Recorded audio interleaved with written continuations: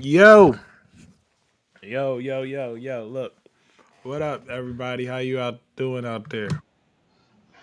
Hey, what What's up, Sean? good?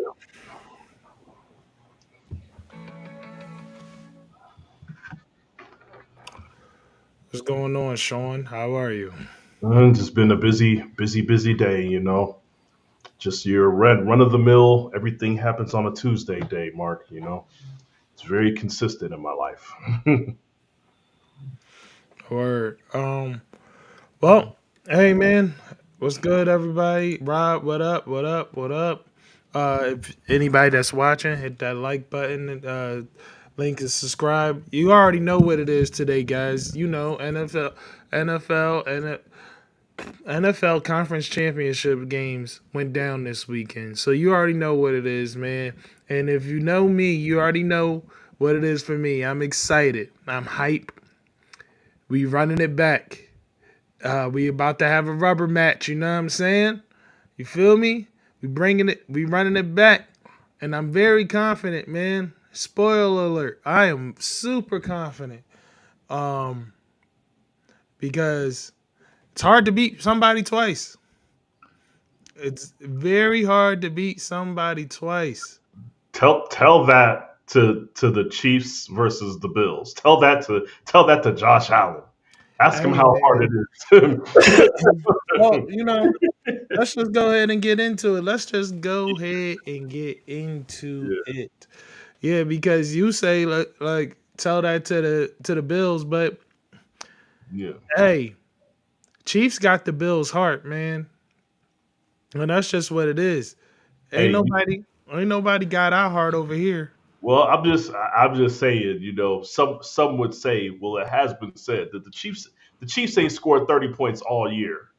They waited till the Bills showed up to score 32. And you yourself pointed out, Mark, they had a different play sheet when they was playing against the Bills. They had an Andy Reid play calling sheet special. Yeah, They rolled out the red carpet for them boys, man. yeah. Basically, you know what I'm saying? Like they was doing things in this game that they I guess they've been practicing all season. Like, cause I was watching some film. Hey, real quick, the for some reason the Facebook went down. So, uh, Oh, I see it up there. so if you could, um, post the YouTube link Yeah, I on got the it. I'm, on I'm our actually Facebook. I'm in the process of doing all that right now, so I'm gonna get that. Yeah, can you put the YouTube link on our Facebook? But anyway, man, listen, Mhm. like I was saying, um, the Chiefs, like kind of the game that they had against the Bills, they were doing this in spurts all season. Like the little bubble screen play that went for a bunch of yards and all that. They did that against Houston earlier.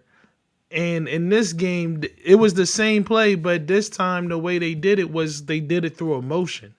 Like they started out in what looked like another formation and just had the tight end motion over into that bubble screen play.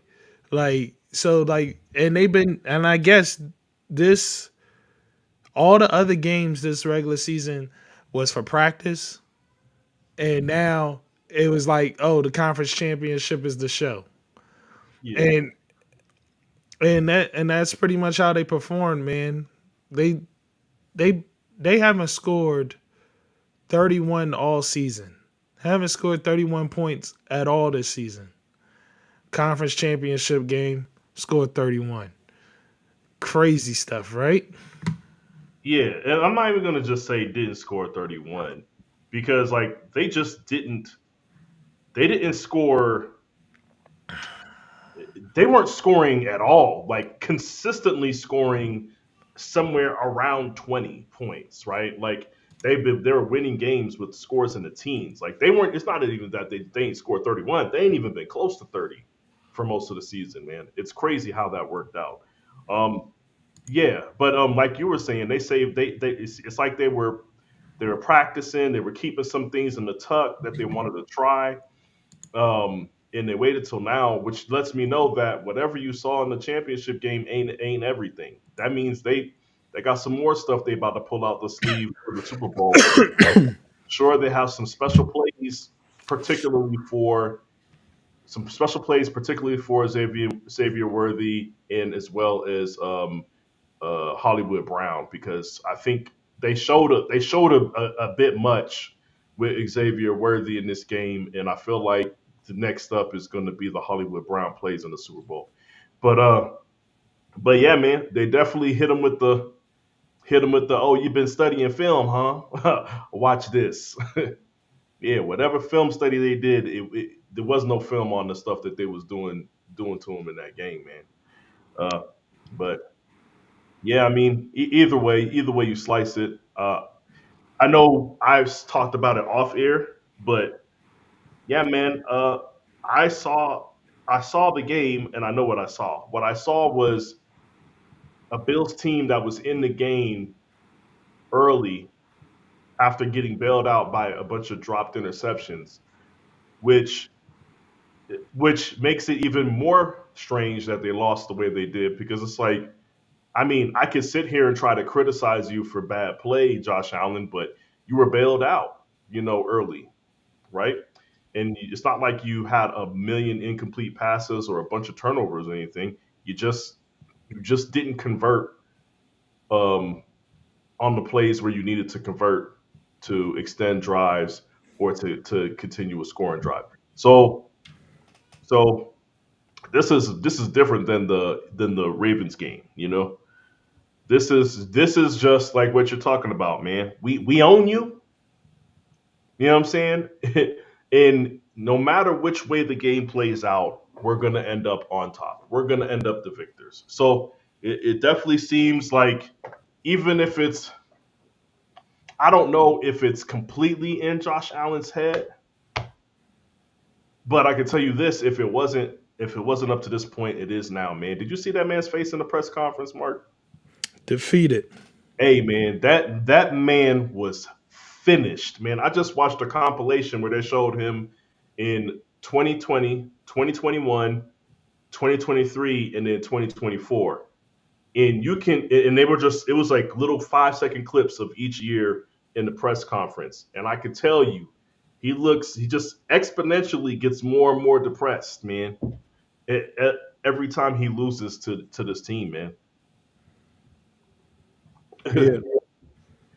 Well, Rob, I'm going to address that right now. Rob says Josh Allen didn't do too much film studying, because on that 4th and 5 play, even my son, who doesn't know football like that, said, "Dad, they bring in the blitz from the right and they don't have enough." See, here's the problem. Here's the problem, Rob. This is the problem. I put that on the offensive play caller. You need 5 yards. You're coming out in a 4-by-1 set. It's an empty backfield. Okay, even if they weren't blitzing, they would probably send an extra guy seeing an empty backfield, right? It's the easiest defensive play call you can call in that moment, right? We're gonna send somebody. We're gonna send somebody. They're coming out and empty. They're disrespecting us to our face, man. They need 5 yards. They're coming out and empty. We blitzing, okay? And then you running a mesh play. And for those that don't know what mesh is, they're running two shallow drag routes crossing from, like this in front of each other. In both of the drag routes in the mesh were 3 yards deep. So you're running 3 yard deep plays when you need 5 yards, and then the other routes that are being ran are all the way down the field. There was no intermediate routes ran on that play, on that 4th and 5. He had two choices: throw it 2 yards short of the first down marker, which he's not going to do, or launch it down the field. That was a terrible play call at the end of the game. And it's terrible that you don't call a timeout, all audible, call a different play, something. You have to do something, man. But yeah, but he wasn't set up for success on that play in the first place. But All right, real quick, I just want to share this. I'm sorry if I was looking down, but good. I just want to let you guys know. that the reason why the video was taken down from Facebook is because it said that we were sharing nudity or sexual content. That's crazy. Uh, The video hadn't been up for even 3 minutes. And the fact that I don't know how it could possibly construe some nudity or sexual content. Like, Facebook's algorithm is just stupid. And this is what happens when you allow AI to do the job of what people should be doing. Yeah. But anyway, back to the play that you guys were talking about, the 4th and 5, where the blitz happened. This is the main problem with I think you can break down everything that's wrong with Josh Allen just in that last play. You need 5 yards. You Yeah. need a first. You have time on the clock, Well, so you just need to continue the drive so that you can win the game. You The blitz surprised you, sure, whatever. well, he saw it pre-snap. You could say Yeah, surprise him, no, but he no, he saw didn't it. see it. He saw something pre-snap, and he had his guys shifting the wrong way. He said it himself in post game that he had that they disguised it and made it look like it was coming from the left and it was coming from the right. And so he had his line slide left when it's coming from the right, so that left him completely exposed. Now, but the problem is, you only needed 5 yards, man. Shakir, or I believe it's Shakir that's Yeah, yeah. underneath on the drag, perfectly He was the within one on. Yeah, he was the one in motion. Yeah, perfectly within the 5 yards. Instead of you just throwing right there and getting the first down, continuing to drive on your surprise, you do some hero shit and just heave the ball in the air like somebody's down there. And lo and behold, Dalton Kincaid was in the region, but and but really that wasn't a ball Dalton was suspecting. That wasn't a ball anybody was suspecting. nah, Dalton wasn't really in position to make a play. He turned his body to possibly make a play, but that doesn't fall on him. That falls on Josh Allen for doing some hero dumb shit. Like yeah, what are you doing, bro? That's not what this is for. That's not what the game is for. Like you should have made the smart play. But oftentimes in Josh Allen's world, you don't make the smart play. When it comes down to it, and it comes down to these moments, you do some hero nonsense and it don't work, and surprise surprise it doesn't work out, Josh. yeah, It does not work out. A lot of things that Josh does in these moments don't work out, and that's why he is where he is, and he will often be where he is when it comes to going against Patrick Mahomes, because Patrick Mahomes, when he does some hero stuff, it's a thought behind it. It isn't like just haphazardly doing it. Like yeah. there is a thought process that is going on there. Well, this is, and I don't want to make this about Patrick Mahomes, but I have to make the comparison, man. Like you, what Pat Mahomes does is different than anybody that I've ever seen that was good at the that was considered to be all-time great talent at the quarterback position. Everybody that has that level of talent, they have a level of arrogance that they can't that they can't shake off, right? Like we watched Aaron Rodgers when he was being told to run Matt LaFleur's offense, and he's like, "There's way too much dump offs. There's way too much throwing to the running back. There's way too much handing off to the running back." He was in there, like you said, there was a whole season where he was ignoring plays because he's like, "No, I'm going to do what I want. I want to throw down the field." Right? So you have all these super talented guys, and for whatever reason they could just never back off the fact that they're super talented. It's one of the biggest drawbacks to Matt Stafford. He's absolutely going to try to fit it in there. Pause. You know what I'm saying? He absolutely gonna There's gonna be a play where you're watching him like, no, you know what I'm saying? It ends up being a pick or whatever. You just know he's gonna do that and you just live or die with it. Pat Mahomes was the greatest thing ever for two or three seasons, and then without the weapons there, he said, I am willing to play this style of football. I am willing. Somebody posted a stat. He had 245 passing yards, Mark. 230 of those yards were yards after the catch. Okay? Sometimes it's winning football, okay? And if you ask me 1,000 times, do I think Josh Allen is willing to play that way to win a Super Bowl? I'm gonna tell you no 1,000 times. And Mark, to your point, maybe that's what's wrong with Josh Allen Yep. because you have to take that. You have to. You got guys that are fast. You got guys that can make plays. Mac Hollins made some plays throughout the game as well. You throw that. I don't care if it's two yards short of the first down marker. I know I said it's a bad play call. I still going to stand by that. Don't have them fools run 2 yards behind it. But guess what? You throw that pass in hopes that they can turn up the field and force their way and fight their way to get those extra 2 yards so they can get the first down. There was 2 minutes left in that game, Mark. 2 minutes. Plenty of time. Get the first down. Keep moving. We don't have to end the game on this play. So until Josh Allen, and I'm specifically talking about Josh Allen, I've seen all the other quarterbacks in the league be way more willing to, take what's given to them underneath. Josh Allen, until he learns how to do that and do it consistently, he's the Bills are always going to lose games in this manner of fashion. Well, yeah, I feel you.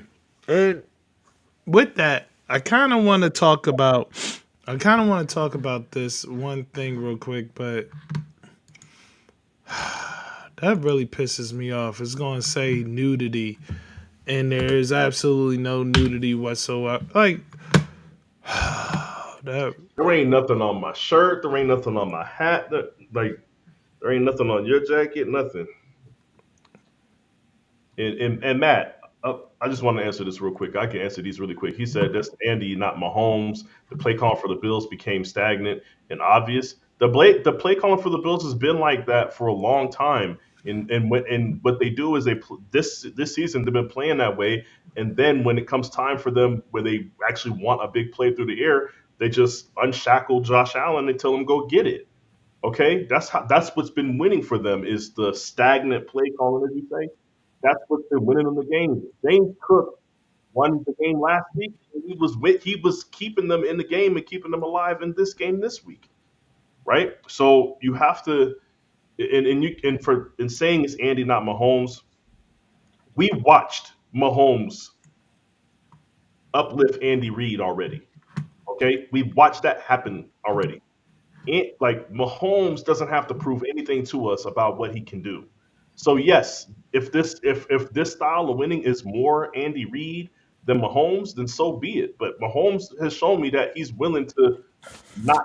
It don't have to be on his back. It don't have to be him getting all the glory. It don't have to be him, you know, being the entertainment. You know what I'm saying? And showcasing crazy plays and doing all these things. He is more than happy to run those Andy Reid plays exactly how Andy Reid draws them up and let the plays win the game. That ego, from everything that I can see, Pat Mahomes is humble enough to do that, and I don't see that along. I don't see that across the league when you talk about these guys that are the guys. Hold on. I'm sorry. Yeah, no, you're good. Yeah, no, but yeah, you look at Lamar trying to win it with his arm. You look at you look at Josh Allen always going to take the deep shot. What we talked about this for 2 seasons, Mark. It could have been 4th and 2. Josh Allen was going to throw that ball 50 yards down the field. Yeah. Doesn't Now, matter. now here's the thing, man. Because I'm about to pull up a quick snippet video of Bumani talking about Jalen Hurts before the game. Yeah. All right, just give me 1 second here. Yeah. But yeah, all right, sure.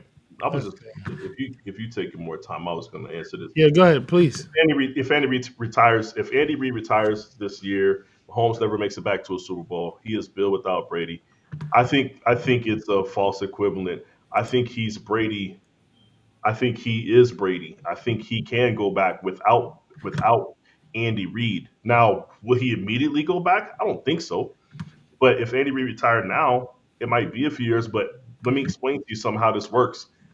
That organization with that team would bring in the best coach, the best head coaching candidate so fast, it wouldn't even matter. Like Sean Payton is happy right now coaching the Broncos. You think that job comes open and they say Sean Payton, you trying to come over here? You think you're not taking that Chiefs job? You think you can't win a Super Bowl? You think you can't go to a Super Bowl with Sean Payton as his head coach?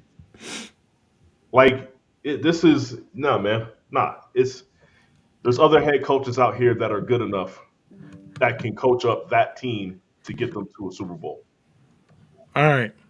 Yeah, This is now I'm bringing this up because of all the quarterbacks that was left in the conference championship, and this is what they had to say about Hurts in a quick snippet, and I've just found it interesting. So, let's oh get it.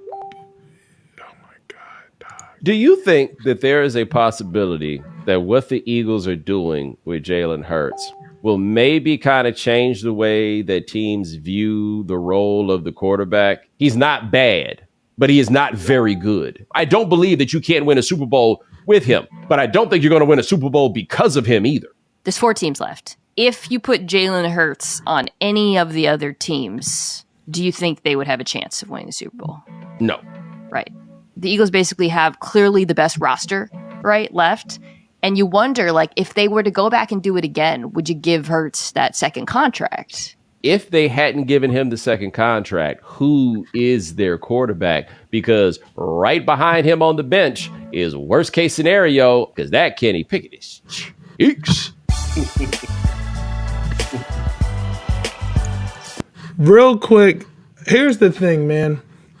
I generally like Bumani, and I generally think that he's intelligent, and I think that the woman there is intelligent as well. And I'm gonna let you. I personally don't like Mina Kimes, but yeah, I have other like, reasons. But but yeah, I she's respect smart. I respect what they gotta say. Yeah, But in this particular case, these two motherfuckers couldn't be more wrong.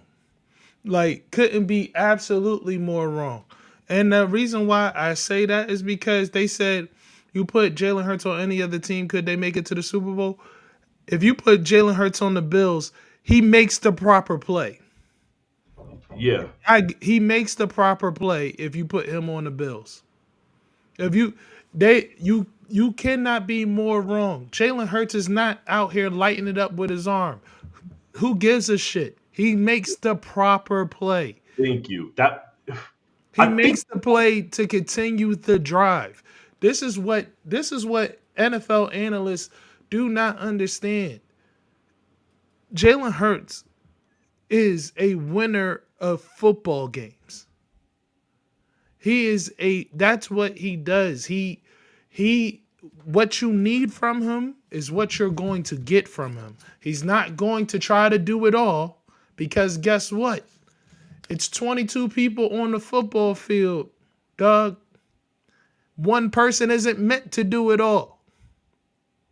He ain't meant to be Superman out there. Josh Allen needs to get it through his head. He isn't meant to be Superman. He has to learn, hey, in the 4th and 5, take the 5 yards, extend the drive. Don't be Superman and try to get it all right now. Because I guarantee you, Jalen Hurts, He's going to take his plan from the very beginning was never, I'm going to shoot it out to the world. I'm Yeah, going to try to extend this drive. yeah. So And that's the difference. it, Josh Allen may be more talented in the arm strength category, yeah. Well, let but me, let me. when it comes to what's up here and making the right decision, he's not. He's not better.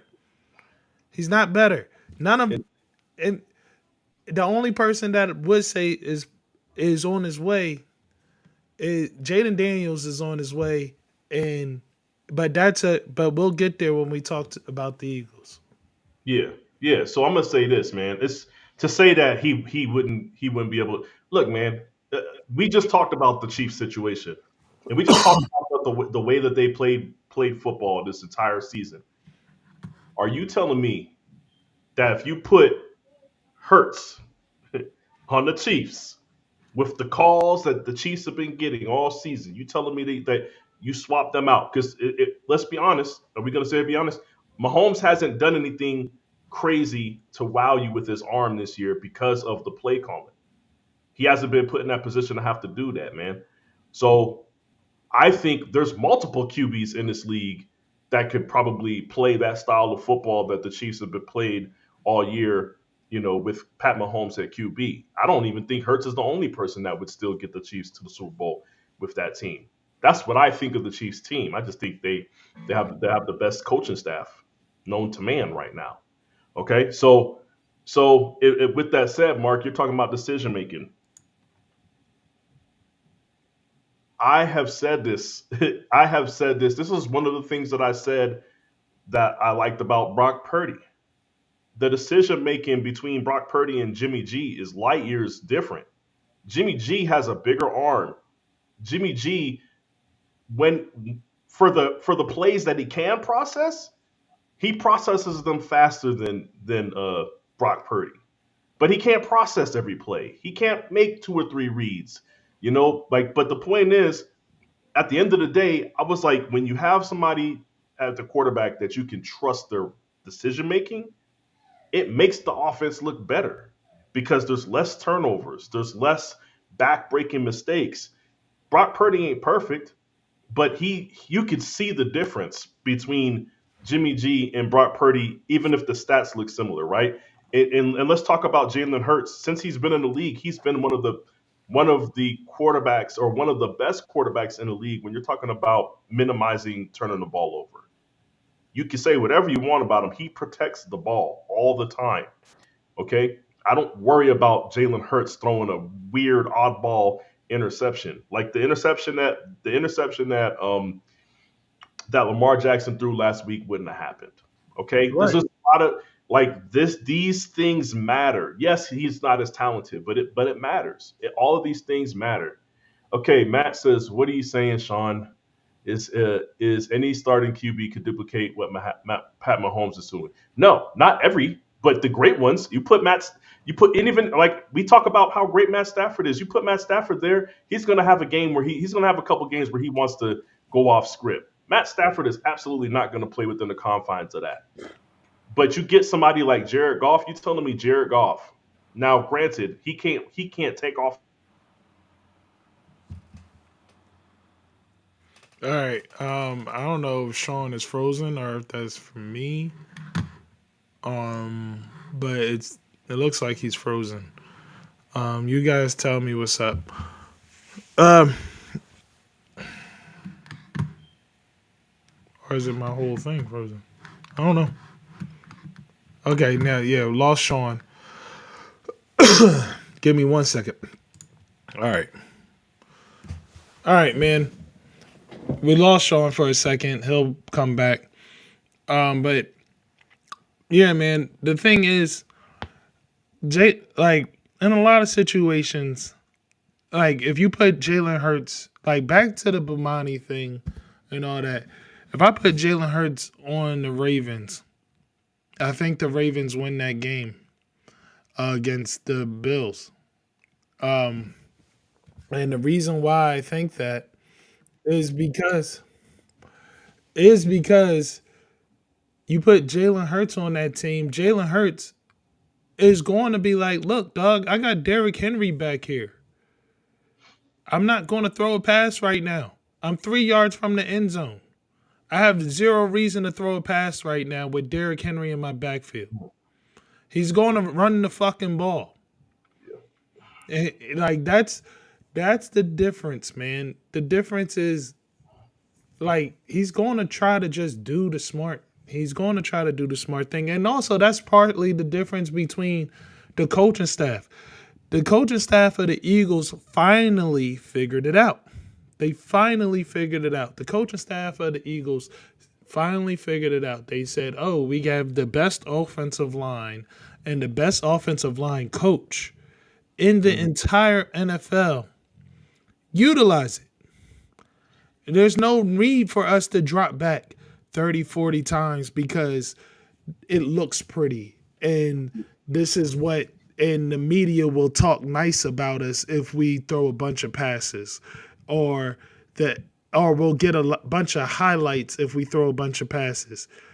They finally realized, hey man, you're going to be forced to respect us if we just win games. So we're going to run the ball and we're just going to win games. It took many years for the Eagles to realize this because of course we had great running from other running backs. Nobody has ever been as good as Saquon, obviously, but we have gotten great running from other running backs before. And that's because of the offensive line. Now, the team finally realized, hey, man, we should just lean into this running thing. And it just so happened that the Eagles realized it in a year where the entire NFL is on a down year for passing. Yeah. So, one thing that I wanted to say before you get to that. Real quick, I gotta address Matt because Matt, I know you have it. You hard up for the Eagles and you hard up for Jalen Hurts, but I want you to understand that the previous Super Bowl, the Chiefs did everything in their power to keep the ball out of Jalen Hurts' hand on that last drive. Jalen Hurts was killing them, destroying them. He had a great game. The entirety of the game. Yeah, he threw for over 330, something like that. Yeah. Nah, he three touchdowns. Yeah. Nah, he had a great game versus them. Like, so understand that you talking about what we all know is the Chiefs are going to force Hurts to win the game. They already know he's capable of winning the game. They know that. They understand it. They're afraid of it. I mean, that's fair. I mean, that's fair enough if you want to say that. Yeah, I mean, but the same way you say he hasn't played like that since that game, the Chiefs' defense, they lost their best cornerback. Since then, their secondary is not the same secondary. As you can see, they are giving it up through the air a lot more than they were the season that they played the Eagles in the Super Bowl. Yeah, let's not act like they don't have the weapons receiver wise as you know. I feel like they're not as dangerous through the passing game as they were then. So like a lot of things have changed for both teams, man. But this is what I was going to say. Says it too. Eagles secondary is much better this time. Yeah, no, it is. Like this is what I'll say, man. Like the Eagles are just playing football the right way, the way they're supposed to. I mean, the Chiefs are as well. But at the end of the day, I personally think, you have to take into account talent. And I think that's the edge that the Eagles have over the Chiefs. They have a talent edge. You know what I mean? And maybe not at the quarterback position, but everywhere else. You know what I'm saying? Look, man. Look, I don't know what to say about everything else, but I can tell you this: I don't know if the Chiefs can stop Saquon Barkley with that offensive line. I don't know. I'm not sure. Okay, I just watched James Cook eat a little bit. I'm not Yeah. sure if they can stop Saquon Barkley.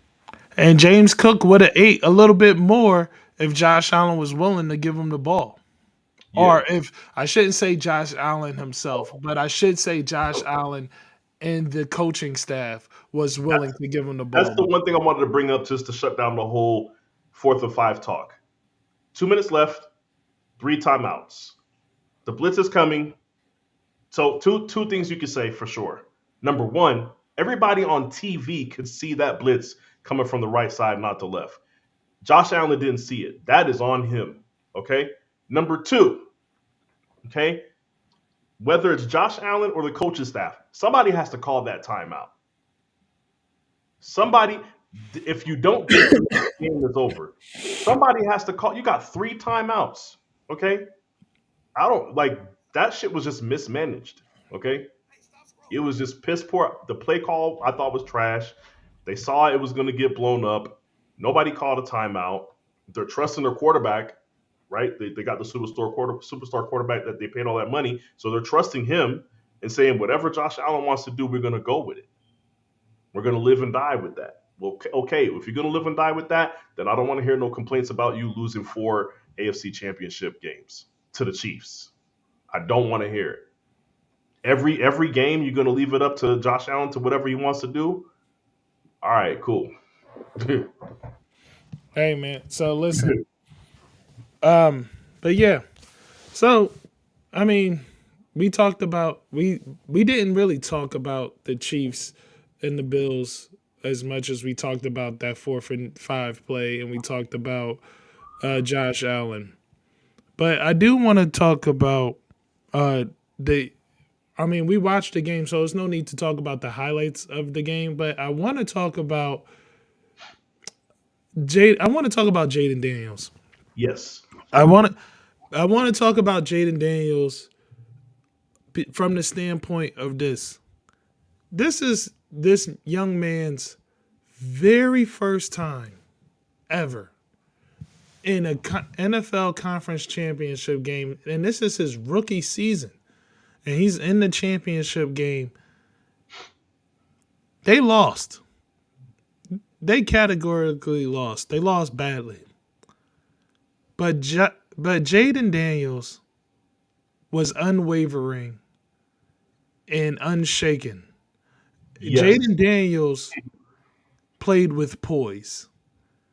And I'm not saying he was perfect out there.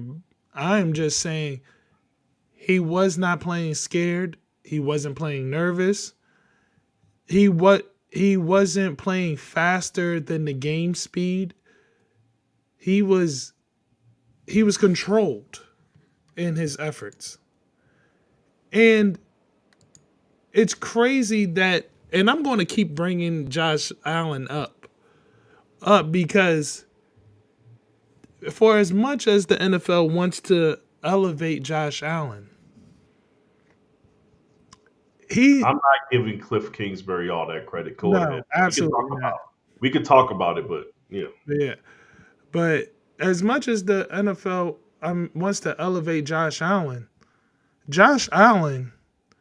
this is his second time in this situation, in the conference situation, I believe. And this certainly isn't his first set of playoffs.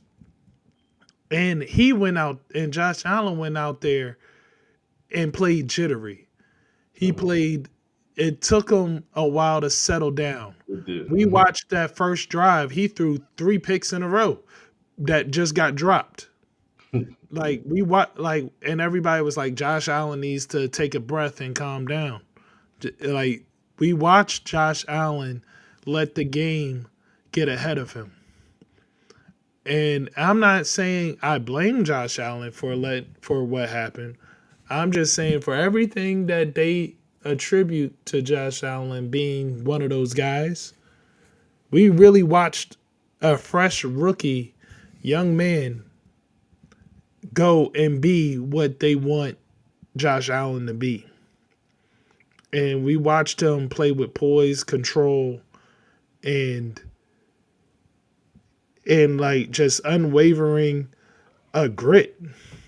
Yeah, That like Jaden Daniels is going to be special. yeah. I was gonna say But whenever you finish, me. Yeah. So I wanted to. This is what I see with Jaden Daniels because like everything else takes time. We just watched C.J. Stroud have craziest rookie season we ever seen. And we just watched Jaden Daniels come in the next year and top that. And then we also just watched C.J. Stroud struggle a little bit. I mean, he had injuries throughout his receiving core his rookie season as well. But you know what me and Mark always say, man, once they get the tape on you, it's a little bit more difficult. But if you can survive through that, then you're going to be all right. Like, I think CJ is going to be all right. I honestly think CJ is going to have a better year next year than he did this year. But that's besides the point. The point I'm trying to make is all with all the greatness and the great things that we talked about CJ Stroud, it was about processing the game, right? It was his mind as a quarterback to be able to process the game. And I don't think I've seen anything this year that says he's processing it incorrectly compared to last season. But that's his thing. When I watched Jaden Daniels, it felt like I was watching Joe Burrow again. Like Joe Burrow rookie season, his second year when he went to the Super Bowl, it was like you're not supposed to be able to take 8 sacks. You're supposed to be terrified. You're supposed to be seeing ghosts like Sam Darnold, right? And he just it didn't matter how many times he got hit. It didn't matter how many sacks he took. It's like he just erased it from his memory and stood in the pocket again, right? In whether you say that's poise or not, I don't count that as poise. I think it's just an unwavering confidence. You know what I'm saying in himself. But the poise that we see from Jaden Daniels is it's to give it a comparison, Mark. I haven't seen it since Joe Montana, I and, don't like and that. I don't. you I don't don't you don't like you that. don't Don't you don't don't like compare. that. I don't do that. Don't do the media thing and compare a No, rookie I'm not to comparing them to. anybody. I'm Like comparing one trait. It's like if don't somebody I said, Mark, just don't do it. question Don't for do you. it. Just say No, Jaden Daniels has this ability. Do not compare him to name anybody. some, name somebody. So name I somebody that won't. you've seen over the last I'm 20 telling years you, that I has will that. not. No, name somebody Jaden over the last Daniels 20 years that has more that has shown you the level of poise that Jane Daniels has shown you his rookie year. Jaden Daniels is Jaden Daniels. That's That's fine. it. He is. I'm not That's it. comparing him to somebody. He doesn't See, why you deserve why any you getting comparison upset? to any legend. Why you getting upset for? Because I hate that. I hate But when you understand what I'm saying. I know but Yeah. I hate that. I hate when anybody does that to like I haven't seen this since Jerry Rice. I don't care. Shut up. Like we don't have to compare Malik Neighbors to No, Jerry no, Rice because he no. did What some sort of cut. No, this is Like no, he this did a is not dope me cut. trying to compare him. Look, all I'm trying to do is there's people out here, Mark, that don't really see Jaden Daniels as really being poised. Like, he's all right. No, some people need a visual to understand. Okay, some people need a visual or a comparison to understand. It's like somebody if Lamar Jackson was coming out of college, you'd be like, yo, he can really run as a quarterback. I mean, what does that mean? Okay, we've seen Donovan McNabb, we've seen some guys. You have to explain it in a way to say he's running like an elite running back. And then you have to name an elite running back so you can understand that he's juking people in the middle of the field. It's different. Okay? That's all I'm saying. Maybe you don't want to hear Joe Montana. Maybe it's a different thing. I don't care. All I'm saying is right now, from what I saw from him this year, he has shown more poise than I would say every other quarterback in the league, maybe outside of Pat Mahomes. Okay, so that's what I'm telling. And I haven't seen that level of poise. I don't want people to think that I'm just saying he's poised for a rookie. He's poised for a quarterback that's Yes. been in the league for 10 years. Yes. Okay, that's what I'm saying. All right. So for people that understand what that means is in the time that he puts in, the time and the work that he puts in off the field, Mark. And for those that don't know, it's been coming up a lot. People been talking about how he does VR training, right? I think people are putting a little too much stock in the into the VR training comments. I've seen some wild stuff out there. It's something that people they've been doing on the college level for like the past 10 years. There's a lot of quarterbacks that use VR, but the most interesting thing about his VR training, Mark, that I saw was when he does his VR training, he does it at 2x speed. Once he understands the play and he does it at 2x speed. And then if he feels like he knows that too well, he'll bump it up to 2.5. So that explains part of why he has the poise in the pocket and he knows, hey, this is coming from here and I got this much time. And it seems like even when there's pressure surrounding him, Mark, he'll be standing like a statue in that pocket. And because he's able to make reads at 2 times the speed while he's doing the VR training, maybe that has something to do with, his ability to be poised. So so when I say I'm not giving that credit to Cliff Kingsbury, that's what I mean. Cliff Kingsbury is doing a hell of a job out there with the play calling. I still got some problems with some of his play calling at times, but I can't sit here and tell you he's definitely setting Jaden Daniels up for success with that team in the plays that he's calling. But for him to be that poised, it's not. I mean, it's a natural thing, but he's just not taking his natural talent and sitting on it. The fact that he says I'm gonna do this VR training at 2x speed and then bump it up to 2.5 if I feel like it's too easy, then that's him saying I'm taking a strength that I have that's already a natural God-given talent, and I'm gonna exponentially improve upon that. Okay. You know what I'm saying? So shout out to Jaden Daniels for putting in the work. It looks like it's showing itself to be useful. You know what I mean? Yeah, Jaden Daniels. Just to get off of the Jaden Daniels thing, I'll just say this: I'm glad he's not in my division. That's what I'll say. I'm glad he's not in my division. Yeah, fair enough. All right. Yeah. Real quick, man. So now let's talk about the upcoming rubber match a little bit. Before we get to that, man, let's just take a break from the sports talk. And I asked you something off air, and I'm curious. I asked you about like your top 5 hood classics, man. And You said underrated. yes, underrated hood classics. Okay. And I want to hear your list. I want to hear your list. Okay, so here's it, man. Because you didn't just say hood films, you said underrated hood classics, right? So it has to be known enough for it to be. It has to be enough people to. I mean, consider it just has to be whatever you consider a classic. But here's my list here for you. Okay, number 1, Mark. First thing I thought of: Paper Soldiers. Okay. You can't. If you've ever watched it, and if you was watching it at that time, I go back and watch it sometimes. It's just funny, man. It was our introduction to Kevin Hart before he did Soul Plane, before he got, you know what I'm saying? And I'm trying to tell you, for those that never seen it, man, you've been sitting around too long, man. Number one underrated hood classic, because there's too many people, Mark, that I've talked to that are like, man, I never seen it. What are you talking about? Like, yeah. Okay, number 1. All right, number 2. Another one that a lot of people feel like they haven't seen, but the ones that seen it, they know. City of God. And Mark, you seen that one? I believe so. That's the one that takes place in like South America, like Brazil or whatever. Okay. Yeah, and it's basically, I'm not gonna say that.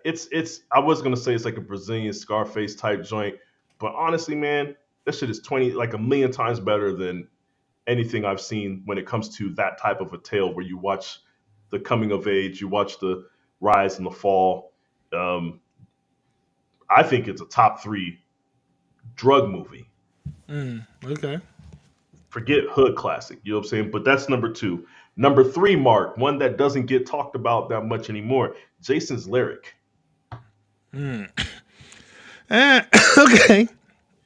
Jason's Lyric, I will say that one. Number 4, another one that doesn't get talked about enough. Fresh. I don't think that. I mean, okay. When people talk hood classics, they talk Friday, they talk Boys in the Hood, they talk Poetic Justice. There's a lot of them that they bring up before they bring up Fresh, and that's why I Okay. feel like it's underrated. Okay, and then for five, this one was a tough one, but I said it had to be something that stood the test of time, like something that you go back and watch today and still find it entertaining and funny. You're not gonna like this. I was reaching at this point, but I'm gonna go ahead and say low down dirty Shane. Hmm. Nah, that's that. Nah, I can't let you Too have that big? one. But then fine then. I'll go with my next one because I told you I had honorable mentions. How to be a player. Okay. Yeah, I was reaching at some point, but a lot of movies that I wanted to put on here. And just to give you an idea, the rest of my honorable mentions were 187, Sunset Park, and Mo Money. All right. Well, So yeah, all right. Sunset Park is forgotten about. All right. Well, Not Mark, but forgot. here's mine, man. All right. At number one, my you know what? I'll start the other direction.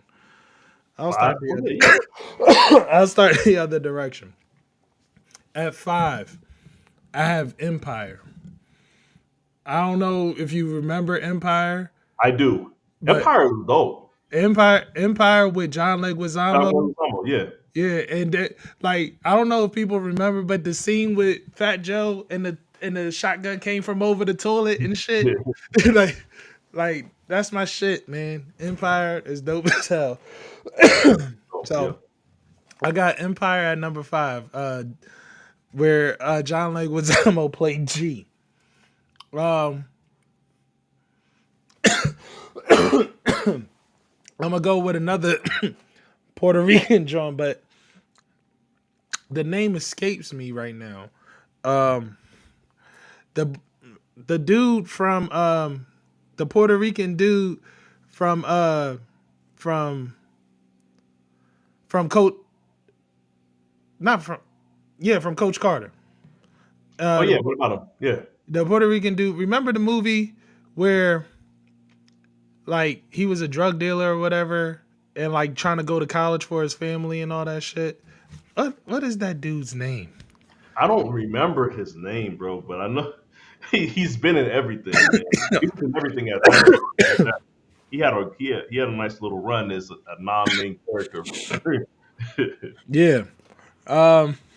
Hold on. Yeah, you bring it up. Rick IMDb Coach Carter, right? Rick Gonzalez. That's his name. Now let Yeah. me find the freaking movie. Illegal Tender. That's what it's called. Illegal Illegal. Tender. Okay, yeah.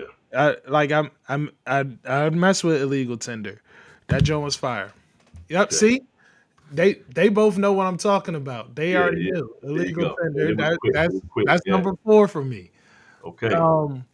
Now number three, I'm with you. Paper Soldiers. Paper Soldiers is number three for me. It had to make the list. Yeah. Yeah. But nah, like that is a funny movie that like it has. I mean, it has Charlie Murphy, Beanie Siegel, Yeah. Kevin Hart. It's a great movie, man. Paper Soldiers is hilarious. Now, Yeah, at, somebody get Bleak in the studio. yeah, Hey, look, man. Bleak was in it for like 10 seconds, bro. That shit was hilarious. at two, I got Three Strikes. Three Strikes is that's a three Strikes is good. That's a good pick. I I got love that one. I love Three Strikes though. Yeah. I got three strikes.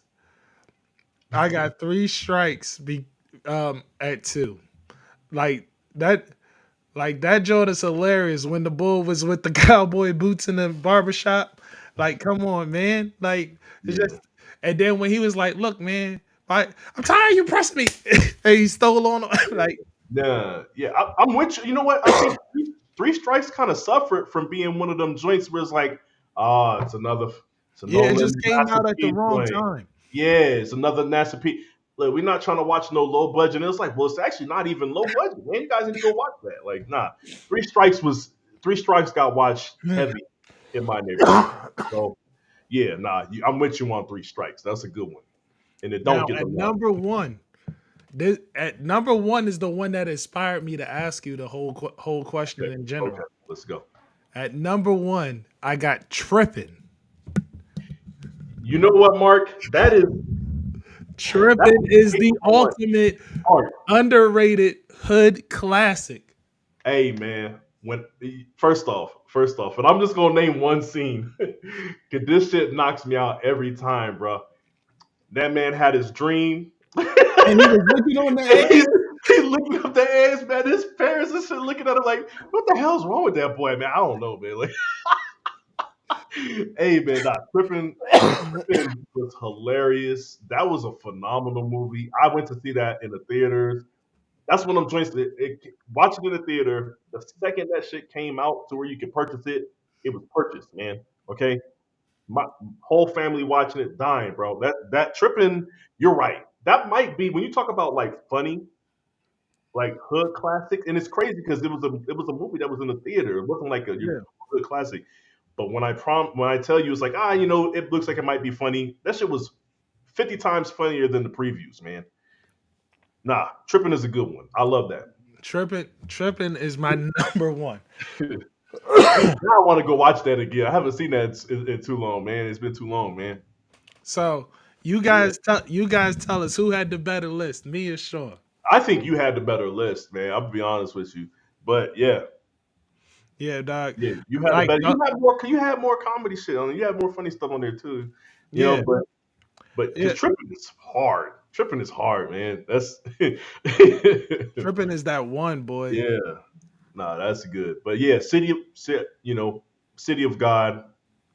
That's I promise you, it's crazy, man. I watched that whole movie and I felt like, wait a minute, it's like 80% of this movie in a different language. I didn't even catch that, man. I'm just watching the movie, man. And it's funny because Mark, I saw it on my way to Japan. Was it Japan? Yes. Hmm. Saw it on my way to Japan. Remember, I don't know if you remember that. I missed my flight when I was in Vegas, and I had to stay the night at the airport. And I ended up Mhm. instead of taking a rotator, I ended up taking Korean Air, and it was like an Airbus, and they only had like 8 people on the plane. Mark had a whole middle row with 5 seats across from me, so I had nothing but time but to watch movies. So City of God, I ended up watching it at that time, and I was like, good God. It was a bunch of movies I watched that I was like, I can't believe I never saw this. Like, so City of God, I watched on that trip. I also watched, what's the shit? The Indian movie, the Bollywood joint, the Millionaire joint, Oh, Slumdog Millionaire. Slumdog Millionaire. Man, watching them joints back to back, I was like, man, I'm about to watch everything they got on this list here because I clearly been sleeping. Yeah, man. Yeah. For those that haven't seen these, you definitely need to watch. Like, it's okay if it may be okay if you skip Empire. I think Empire is a great movie, but it's okay if you skip Empire. Illegal Tender. I think Illegal Tender it had good action and stuff. Like, I thought it was a really good movie. And then, but definitely go watch Trippin' and Three Strikes and Paper Soldiers, man. Like, Tripping, Three Stripes, Paper Soldiers. Like I said, City of God is what I add to that if you haven't seen that. But yeah, nah, yeah, for sure. Paper Soldiers, fuck all that. Paper Soldiers, go watch that. I hope y'all seen Tripping, but I know a lot of people haven't seen Paper Soldiers. Yeah, but anyway, all right, back to the sports thing. Rubber match is loading up, and we got a Super Bowl coming up. The script is in, folks. Yeah, man. Yeah, she was. Absolutely. But the script is in, folks. The Eagles is winning the Super Bowl. The Eagles is winning the Super Bowl, baby. Yeah. It's hard to beat somebody multiple times. Now, Vic Fangio is 0-8 against Patrick Mahomes and against the Chiefs for good reason. For very good reason. His Yeah. scheme sucks. Like, I've been saying this. Like, when you sit back and just let things happen in front of you, the good quarterbacks is going to kill that. They're going to destroy that. And when you have a great coach and Andy Reid and an amazing quarterback, it's going to present problems. Here's the difference this time, though. That's not James Bradbury over there. It's not. If you Like, can't exploit that. that's not James Bradbury over there, baby. Avante Maddox isn't over there, baby. Slay is still there, but that's not Bradbury. That's not Avante Maddox. That's not Kevin Byard. Like, you know what I mean? Like, things is a little bit different around here. It's a little bit different around here. It ain't an agent Fletcher Cox. You know what I'm saying? It's a little scary now. Zach Baum. You know what I mean? The linebacker. Bond's been balling in the playoffs, man. Let's shout out to Bond, man. He been making plays left and right, man. Zach Baum is the defensive player of the year. Yeah. And it's not because of the scheme. He's the defensive player of the year because he's out here making plays. Yeah, he making plays, man. He's out there just making plays, man. Like, Yeah. Doug, it's a little bit scarier.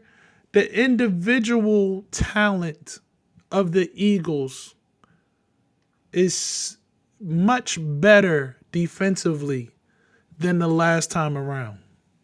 That's the difference. Vic Fangio's defensive schemes depend heavily on individual talent. And this time, he has all the individual talent he could possibly ask for. It's going to give up something. I guarantee you it is. Because the scheme is trash when it goes up against great quarterbacks. That sit back and wait stuff is just not going to work. But the difference here is you have Jalen Carter, you have Jordan Davis, you have Nolan Smith, you have Josh Sweat. Like, it's a little bit different now. Nolan, like, they finally are utilizing Nolan Smith because when Brandon Graham got hurt, they had to start utilizing him more. And now they figured out how to properly utilize him. When Nolan Smith wants to sack, he's going super wide. And it's nothing you can do about it. He's just coming around you. Like, they are starting to utilize Nolan Smith in the pass rush the way that they do TJ Watt. A big sack on Jaden Daniels chasing them down from behind. He couldn't. Yeah, like, just go wide. Go wide. There's no way an offensive lineman can stop you as fast as you are. That's the way that they utilize TJ Watt, and that's the way Nolan Smith is now starting to be utilized. And this is what it's going to be a little bit different, is all I'm saying. And hey, Vic Fangio isn't interviewing for no head coaching jobs. He ain't got no reason to be distracted. He has zero reason to be distracted. He's going to be paying attention. Hey, y'all, guess whose birthday it is? Say, hey, at the end of the game, they're going to have a Super Bowl cake right there for Saquon with his singing happy birthday, baby. Like, you understand this, right? It's ready. It's ready, baby. Understand this. This is our time, Doug. I feel like there's no way that we can be the team that's been to the third most Super Bowls, the the most conference championships. We've been to the most conference championships, third most Super Bowls, and only have one. Like, dog, it's our time, man. And that's another thing. Different field, baby. Different field, man. It's going to be a game. Trust me, it's going to be a game. But it's going to be our game. Understand that. It's going to be our game. Right. I don't Yeah. like outside of defensively, where do you see the Eagles be faltering, Sean? Outside of defensively, just Outside of defensive scheme, I should say. outside of defensive scheme, um, honestly, I seen nothing but clean play in the passing game from the Eagles all season long. So the biggest part where I see that they can falter is if, because I don't know, but if the Chiefs can dial up some really good pass rushes, which Spag can do, whether it's blitzing or not, like you just the pressure that he's able to cook up. You know what I'm saying? If you guys can't react to that properly with the play calling, right? So now I'm just saying coaching could be an issue on the offensive side, which it's not really been an issue all year, but it's just Spag, right? So then the other thing is, um, this this might be a game, which I'm not 100% convinced, right? Because I think Saquon is going to eat no matter what, but it's just like you guys got to stick to it, even in the times where he's not eating in that moment, right? But let's be honest, this is a game that Jalen Hurts is more than likely going to have to throw more than he's had to all season. He's going to be asked to do a little bit more today, and the combination of him being asked to do more with the blitzes that Spags is going to be dialing up, that's a place where I think you could falter. But like I said, this to me that's easily fixed by coaching and play calling. So you guys can't get scared. You can't back off of the game plan. You know what I'm saying? If the game plan is to go in there and get Saquon going early, get him going early. Spags might dial up some shit to make sure he don't get off on the first drive. Maybe he loses. Maybe he runs for three. Maybe he runs three times and he only gains 1 yard. You got to stick with it. You know what I'm saying? So it's the coaching staff. Jalen Hurts is Jalen Hurts. I mean, any quarterback is going to have issues with that stuff. So I'm not saying it's Jalen Hurts. I'm really looking at the coaching staff to say, hey, look, man, don't worry about that. We still going to run. Hey, Jalen, don't worry about it. Get settled. We got something. We're gonna change up the protection. We're gonna change up the play calling to take advantage of the fact that you got two guys coming off the right. We got an audible for that. Okay. People were talking about that swing pass that would have been open on the left to James Cook on that 4th and 5. If that swing pass was to the right, it would have been a better play. But flip the play. Hey, you go over there. That's a coach. Hey, get in that headset and talk to him, man. So that's the only place. And you're saying defensively, yes, letting them cook underneath. That's a place that they can falter. But the other place is, hey, can he keep his composure under extreme duress? And can the coaching staff keep their composure in a situation where maybe they're playing from behind early, 7-0, 3-0? Yeah. Yeah, you know what I'm saying? So that's I don't know if you agree with me or not, but yeah, that's the only concerns I have for the Eagles. But to me, the Eagles are the better team. All right. All right. Troy says, you think Kellen emptied the clip last week? Some of those play designs was amazing. I agree No, that they were amazing. I I don't don't think think he he emptied the clip. And I look, think go ahead.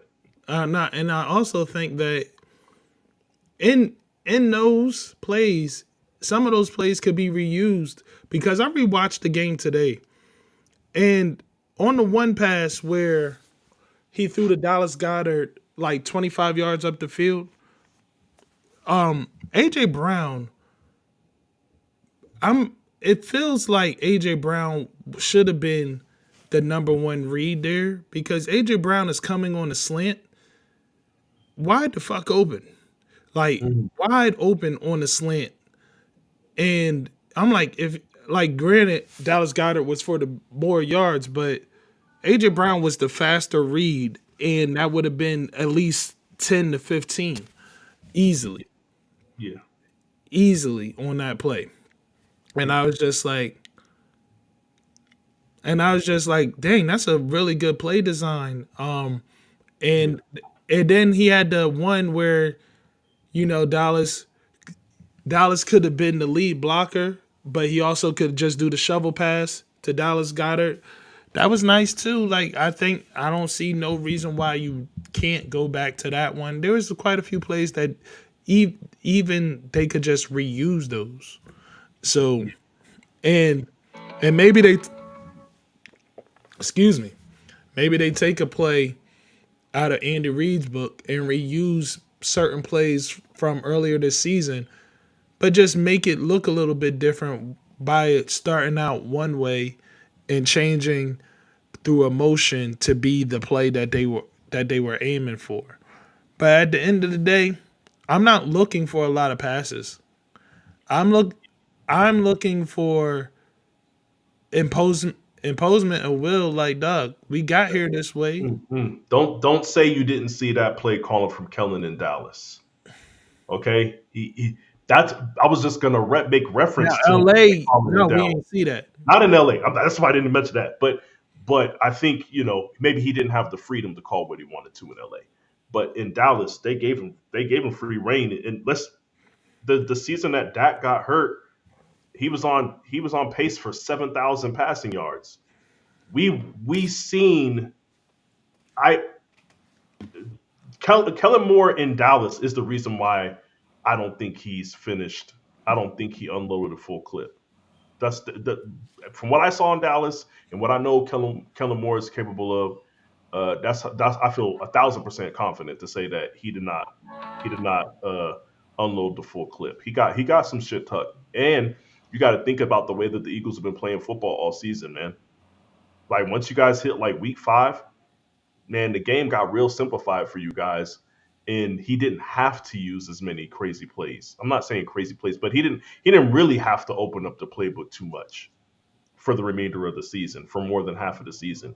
So yes, I think he has a whole lot more in store for you guys. And then Rob said that you guys do realize the Eagles have caused the most turnovers this postseason. Yeah, I realize that. Look, we understand that we said that they got a bunch of individual playmakers. They got playmakers everywhere. Everybody's making plays. They got talent everywhere.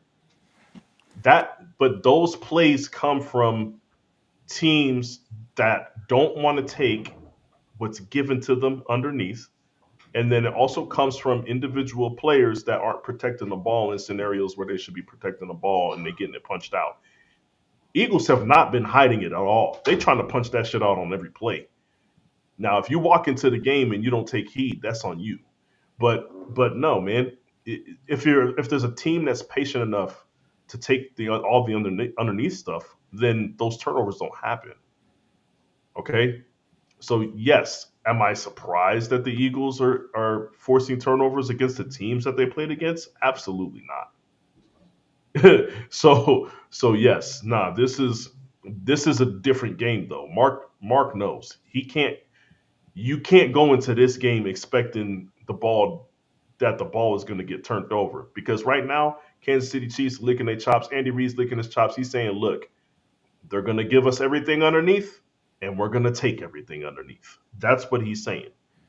Okay, so there you have it. And then if the Eagles decide to get cute, which, I mean, call it getting cute, whatever. If you decide to do some shit that you ain't do all year and try to play the underneath, man, Andy Reid's probably been dying. He's probably dying to call a play for Xavier Worthy and Hollywood Brown.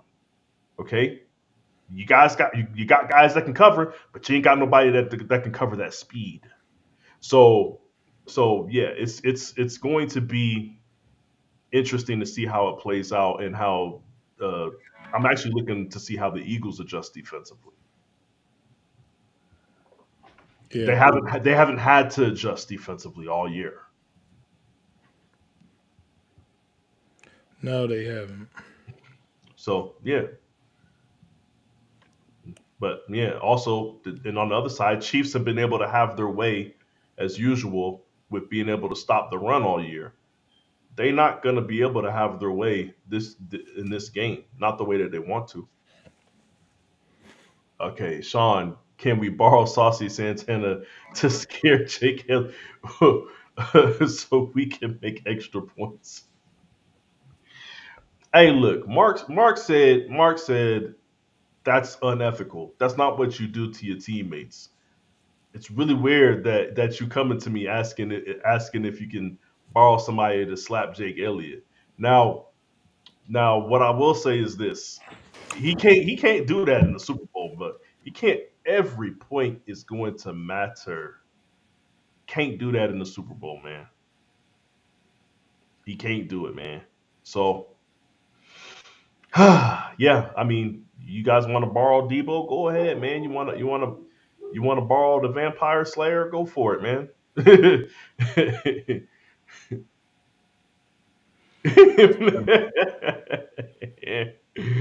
Oh man. I don't like that dude. I don't like him at all. Yeah. he Rob said, I've been being nice and apologizing to the football gods. I can't deal with another Darlene Super Bowl win, man. Darlene for Roseanne. I get it. Hey, look, Rob, I hate to break it to you, bro. It sucks that Tom Brady's reign on top. You know, the Patriots' reign on top just wasn't long enough, man.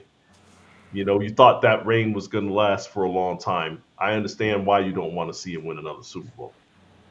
I'm just saying they're not gonna talk about the Patriots forever the way that you thought they were. Says Skip Bayless been trying to reverse jinx us all season. Hey man, he been paying compliments and doing all kind of crazy stuff, man. He has been acting real funny, man. No, yeah. Skip Bayless think he's slick with the stuff that he's been doing. He's not. Not at Hmm. all. But he's trying. He's been trying. I don't mess with it.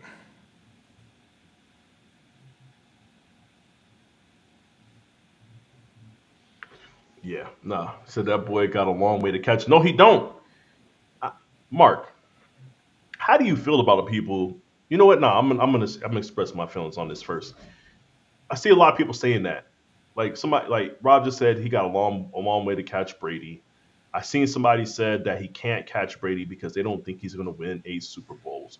I don't think he needs to win 8 Super Bowls. Eight like 7 Super Bowls. The amount of Super Bowls that Tom Brady won became a thing because nobody before him had done it. Now you got Patrick Mahomes about to do something. If he does something that nobody else has done before, in the Super Bowl, not just somebody else, a team in general hasn't been able to win 3 back-to-back Super Bowls. Okay, if he is able to do something that has never been done, you know, in the Super Bowl era, you know what I'm saying? Then that's a one. That's I would say one up. That puts him on even playing field, man. You got 7 rings. I have a three-peat. If we can't have an undefeated season, they can't have a three-peat. Hey, look, that was y'all's decision. But no, man, yeah, he gets a three-peat, then that's to me the three-peat is harder than winning the 7, but at least it's equal. At the very least, it's equal. So, and then when you look at body of work, when you look at stats, and you're going to look at all these different things, you're going to look at MVPs, you're going to look at all these other things. He's going to have more accolades than Tom Brady. You know what I'm saying? When his career is done, even if he never wins another Super Bowl, he will have way more MVP. I'm just saying.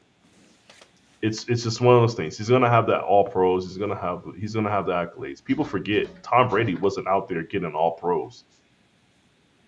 3 MVPs over 21 years is not a lot, my boy. 5 Super Bowl MVPs. Every time Pat goes to Super Bowl, he's gonna be Super Bowl MVP. So that's what I will tell you. Yeah, every time he goes to the Super Bowl and wins, he's gonna be a Super Bowl MVP. It's not going to be as difficult to catch Tom Brady as people want it to be. Oh boy. Yeah, you know that Patrick Mahomes has yet to play. They said the earliest this man has been eliminated from the playoffs was AFC Championship overtime. That's the earliest that he's been eliminated from the playoffs. Okay, the first time was against the Patriots. The second time was against the Bengals. This man, like, that's his whole career. If he continues that, I don't care what you say about Tom Brady, man. Like, I don't know, man. You guys, Patriots fans just got to deal with it, man. There's a new dynasty in town. Yeah, man. And All they right. look better. Is there anything else you want to talk about? Um, Not really, man. We talked about the Super Bowl. Oh no, yeah, I got one. I got one for you, and I don't know if you feel like this is jinxing or nothing. Um, it's too early for us to predict scores, but if you think your team is going to win, how many scores are they going to win by? Field goal, touchdown, 2 scores, 1 score. Because me in general, I just think that the game is going to be a 1 score game. It's probably going to be a 3 points or less game. That's just my prediction for how close the game is going to be. What you got? 10. 10. Confident 10. Chest out. Win by 10.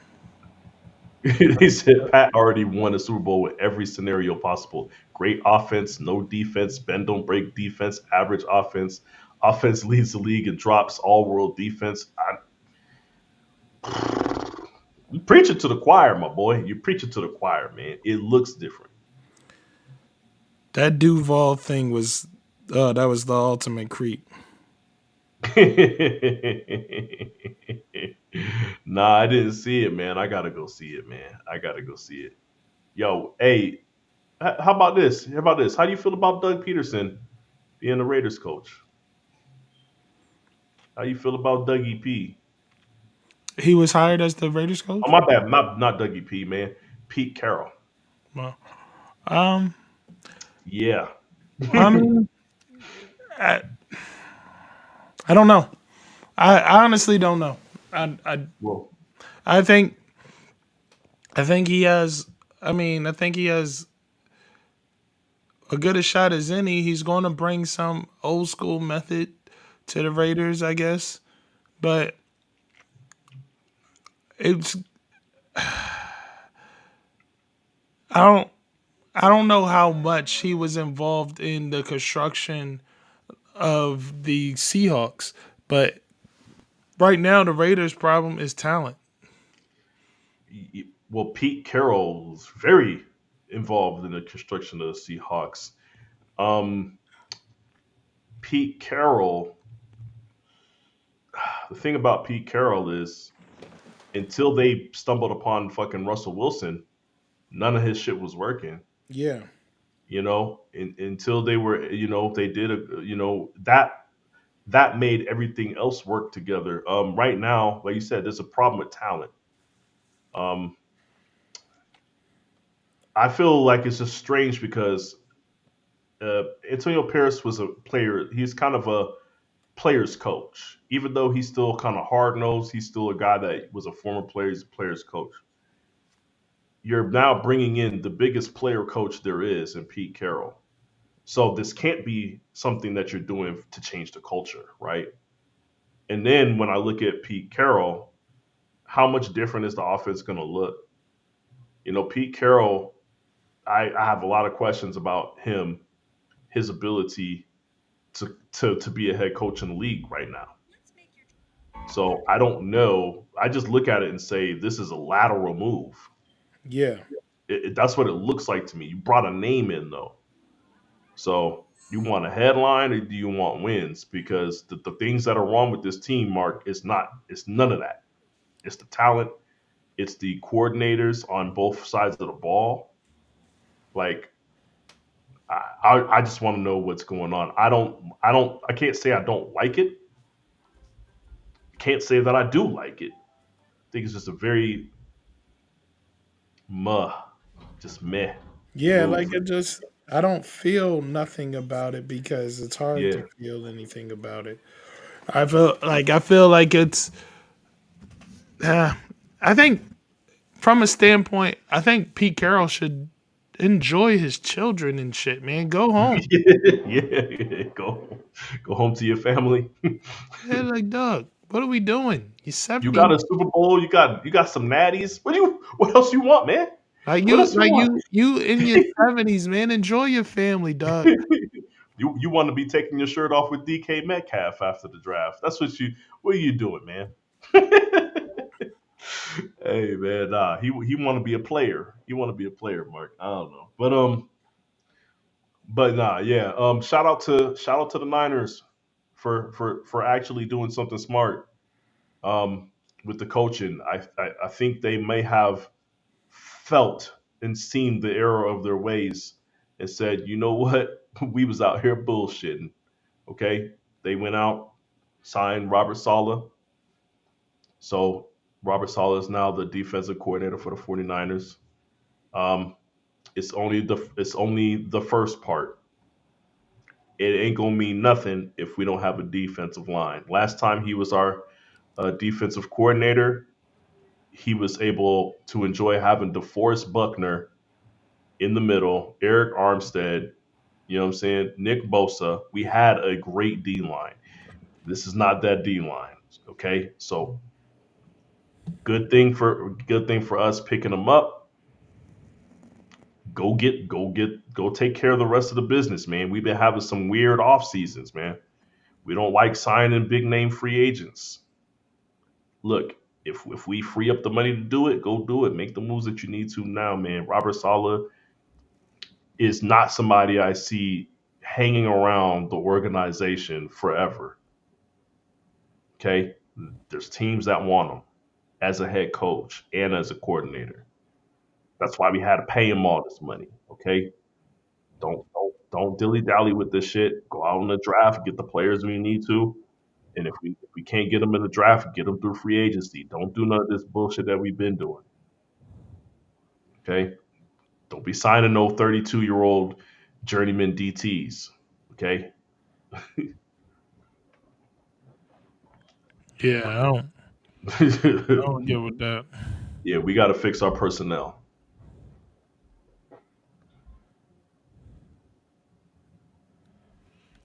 All right. Um all right, man. I don't have anything else and I'm trying to figure out this Facebook thing. Them trying to screw us over. I don't like Yeah. that at all. So uh, I think that's it, man. You got anything else you want to talk about? I mean, we got a Pro Bowl weekend coming up. Ooh. I don't know what the hell that means, Mark. Oh, yo, real quick though, how do you feel about the Jimmy Butler stuff, man? Look, man, if there's anything that I've learned over time, Jimmy Butler don't just start acting up for no reason. Okay, now I already seen the stories, the way they've been spun. We're not really gonna know. It's a typical Jimmy Butler situation. We're not gonna know until like halfway through next year. But the story that they spun so far is that he's just bitching and moaning about not being the primary option at the end of games, or he don't like the way that they're propping up Tyler Hero over him. They're calling it a jealousy story. You know, but I'll say this: Tyler Hero has always been inconsistent, and we know that. we've also seen the closer that Jimmy has been, not just throughout his career, but for the Miami Heat in general. Okay, so I'm gonna say this: he kind of has that To complex, man. If he knows the best way to win is through him, he's going to say it. It might just sound like selfishness to some people, but he might just actually be right. I all I'm saying is that's who I want the ball. Want the That's who I want to have the ball when it comes down to it in the playoffs. Now, with that said, he's gonna lose this battle because this is freaking what's his name? This is Pat Riley. This is going nowhere. You know what I'm saying? Pat Riley to just stall you out for the rest of the season, which is already happening. He's suspended indefinitely. He's not going to trade you.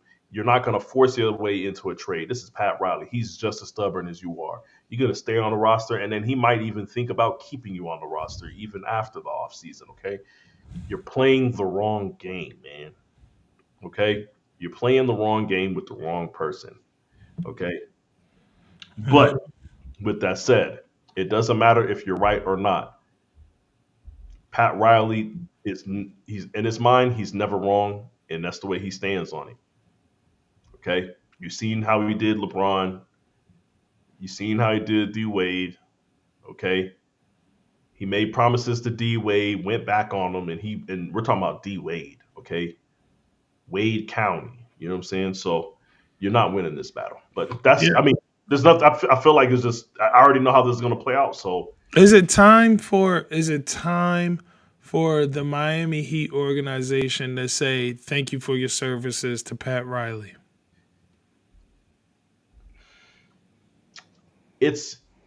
it is time, Mark, but they don't have anybody to replace him, and you don't know how long you're going to be bad for. And here's the problem with Pat Riley is nobody can.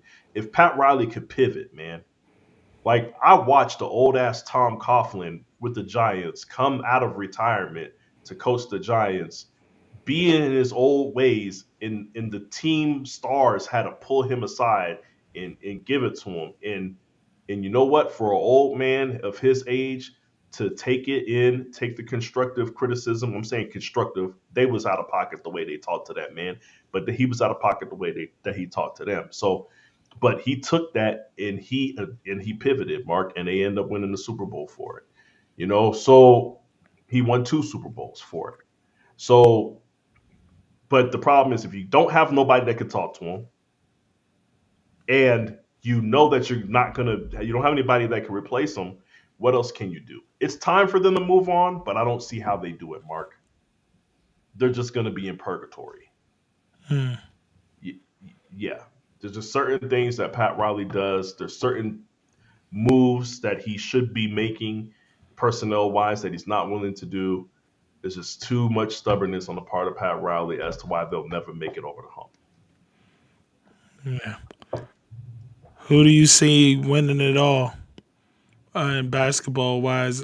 I mean, or actually, what do you see? Where do you see Jimmy Butler going? Because they are going to trade him, but where do you see him going? Because trade deadline is right up against it, and they saying Phoenix is getting close. I can't see him in Phoenix, man. It's like Rob, I'm not listening to you, a Celtics fan. Um, he can't go back to Philly. Um, There's no need to come back to Philly. Philly ain't doing nothing. I'm just saying he can't. He can't. This is not the same problems kind of exist there. He can't go. Um, um, Phoenix, I just don't. I mean, I know you're saying Phoenix. I just don't see it. But you would think that they would trade him somewhere out of the Eastern Conference, and then you would think of the teams that would be willing to take him on. Maybe he goes to the Clippers, Hmm. right? It would be ideal for him to end up with Phoenix as far as just wanting to be on a better team. But, I'm sure he would love to find a place in Denver. There ain't no spot for him. Like, I don't, the, OKC is absolutely not taking on Jimmy Butler with all those young players. That ain't happening. You said Phoenix or Indy or Sac or Utah. Um, I could probably see um, I could probably see Sacramento or Utah more so. But how about this? I'm gonna say he ends up with Phoenix just because teams are stupid, right? And Phoenix is in a spot to where, let's be honest, they have to do something at this point. They have to win something. They have to advance through the playoffs to do something. Phoenix is kind of up against it right now. So, so yeah, that's what I would say. Is maybe he does end up with Phoenix. I just don't like that. But I can absolutely see them saying, "Look, we need to shake something.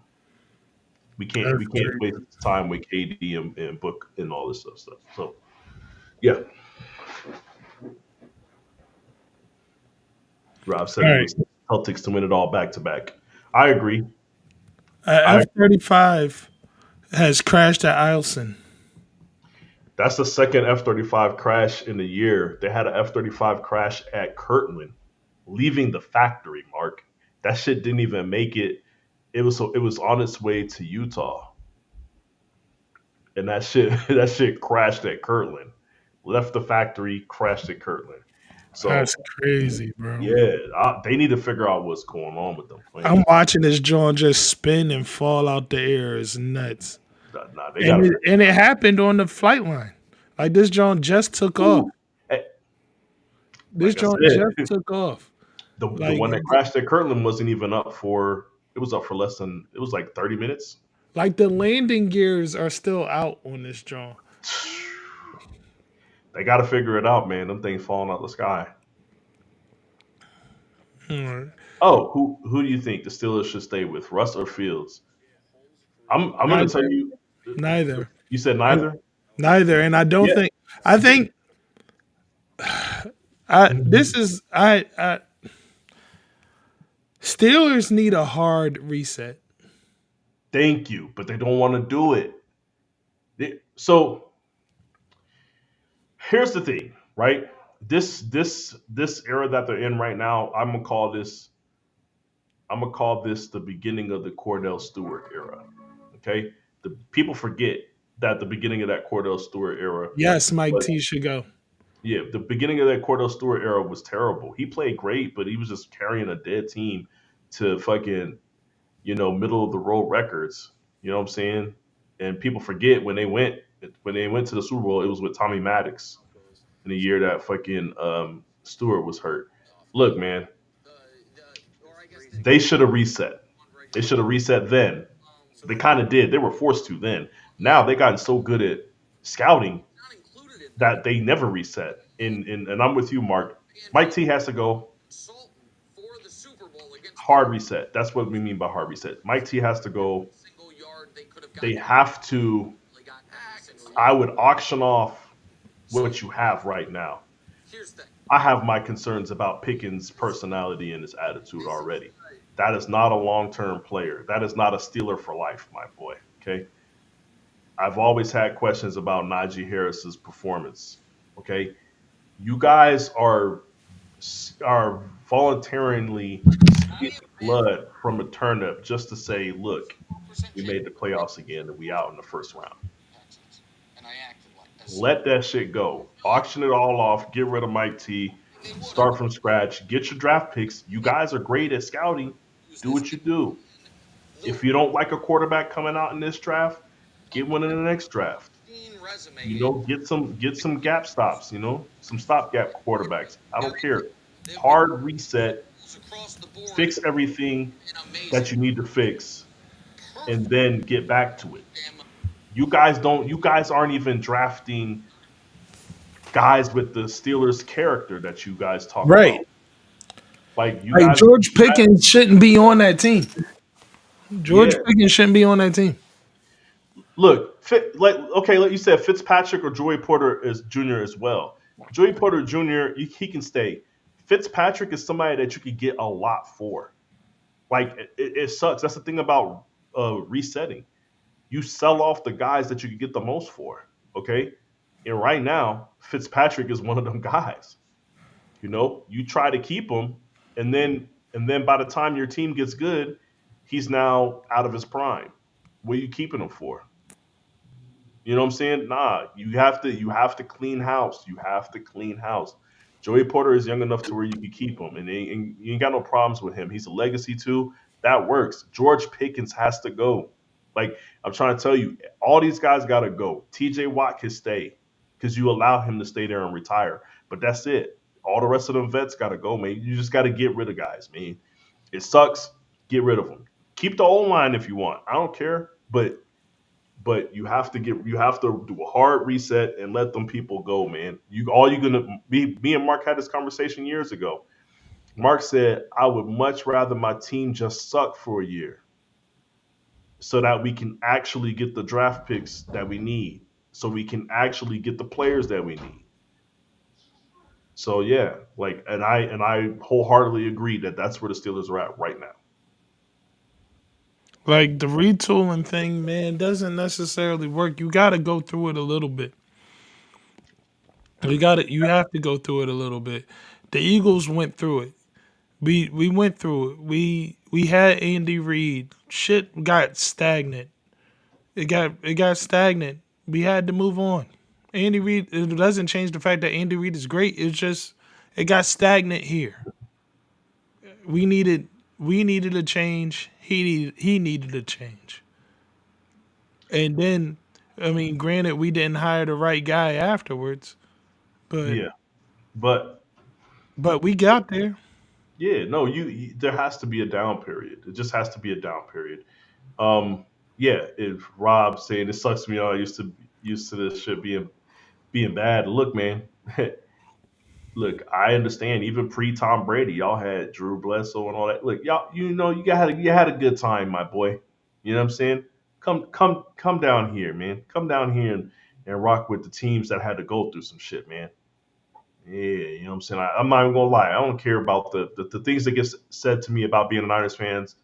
None of that shit bothers me, except when they call me bandwagon. I'm like, dog, you know what I had But to you sit are a through? bandwagon. You know what I had to sit through? Tim You are. Rattay. Do you know who Tim Rattay is? You don't You know who are a Tim Rattay bandwagon. is. No. You didn't have Ken Dorsey as your quarterback. You don't know who that is. But you joined during the high times. Nah, man. You joined Nah, during the high times. That's a bandwagon. you're not doing. What team did I abandon? You joined Nah, during the my high team. times. That's crazy. That's crazy. Bandwagon fans come and go, Mark. I've been here the whole time. Nah, Been that's here the not. whole time. That's not true. I Been know here a the whole lot of. time. I know a lot of Packers fans that became Packers fans when when the Packers was winning Super Bowls and shit, and they stuck around. We talk about. Just name them. Just say Lil Wayne if you're gonna if you're gonna do that, Mark. Just say Lil Wayne. But they joined during the high times. It doesn't change the fact. Just say Lil Wayne. That's the only That, one you know. no, I know. I know. One is named Marcus. You gonna say Marcus too? Marcus, Who, Chris who else Mitchell, Little Wayne. I know. I know. I know you a know few a of them. couple. Okay, you know a couple. You know what I'm saying? But look, man, I'm not them. They joined during the high Not times, them. and then they moved, and then they stayed. That's just how it Not goes. them. Man, Yeah. Green Bay ain't had no low times, man. Get out of here. Very easy, man. You ain't seen no 2-14, 3-13 season as a fucking Packers fan. That's easy. You ain't never seen that. You don't know what that's like. Hey man. Rob know what it like. Look at him. He said, I don't like it. It don't feel good. Rob don't like it at all. He ain't about to stick through 5 years of that. Well, you're You know, gonna have to if he was a because bandwagon, he wouldn't. you're gonna have to because your owner has gotten used to winning, and he doesn't know what it means to actually have to build something. So Yeah, he's looking for a microwave success. yeah. And What up, Robert Ron? And Robert Kraft looking for microwave success. He's going to keep firing coaches over and over again. It's going to be a long while before you guys get it right, because unless you magically find a coach that gives you instant success. So Yeah. It's and that's another part of trying to figure it out is sometimes you do too much change. So you hire, and then if you hire the right guy, how do you even know? You just changing people out. So look, but if he fires Mike Vrabel after 2 years or 3 years, then that's still wrong. Like you have to. That's you know what I'm saying. Like, and right now that's what they doing, man. So look, man, he's grasping, trying to hold on to the greatness that used to be. Okay, it's one of the things that made the Patriots was their consistency. You had one head coach, you had one quarterback. A lot of the players that you had that were mainstays in your on your offense and defense, they were cradled to the grave. Okay, they were guys that you guys handpicked. It's a lot of stuff that goes into that. You know, the coaching staff were guys that Bill picked, whether they were in the film room or whether they were, you know what I'm saying? Like this is all part of it. You know what I'm saying? Great. That's part of what makes an organization great and able to compete for years. Right now, y'all not acting like y'all were back then. You know, I don't. Right now, it just doesn't look like Robert Kraft is going to change.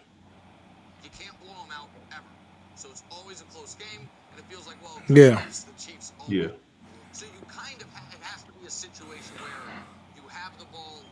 But all right, man. I'm off of it. I'm done. yeah, man. You guys got everything out of me. Yeah, I don't have anything else. I'm sorry for being distracted towards the end, guys. I'm just trying to figure this stuff out with the Facebook thing. But anyway, um, we'll see you next Tuesday, and that will be the pregame for the Super Bowl. I'm excited. Get excited! Yeah! We'll do what the 49ers couldn't do. Finish the fucking. Hey, look. Hey, more power to you. You get the job done, man. I'm not. Ain't no hate here, man. Ain't no hate here. But I don't want to see is how they mysteriously figure it out, or like the most sickening thing that I seen out of the entire Patriots run was the Edelman catch off of the cleats when they played Mm, the Falcons, and he reached between somebody's legs while he was on the ground. That was the most disgusting. Just don't let nothing like that happen. I can't take it, Mark. Okay, okay. if you lose, lose straight up. But I hope that y'all win. All right. You need to go potty, My girl. tablet is actually dead. You need to go potty. It's not tablet time. Come here. It's bedtime. I know because probably I turned on my tablet and watching Ryan. Mm-hmm. Now look, go use the potty. Hey, the man Rob said, "I'll never talk shit about Philly again, please, football gods." Hey, he do not want to see the Chiefs win, boy. Yep. Hey, But man. Hey, everybody is bleeding green. Bleed that green, baby. Here yeah, we you got go. everybody behind you this year. Here we Yeah, go. All right, then. Listen, man, we appreciate you guys. Remember this as always. It's sports entertainment. Son, what up? Yeah, that's right. No three P. Look, um, remember this is always it's only entertainment, man. It's called a sports entertainment entity for a reason, and this time it's in our favor. We got we got players' birthdays on February 9th, baby. February 9th is the Super Bowl. God wouldn't do that. He wouldn't do He that. You know what said- I'm saying? Football guys wouldn't do that to them. It's their birthday. Gotta win on your birthday. You know what I'm saying? It's just like that. Mhm. All right, man. Y'all have a good evening. Yep. Peace. Peace.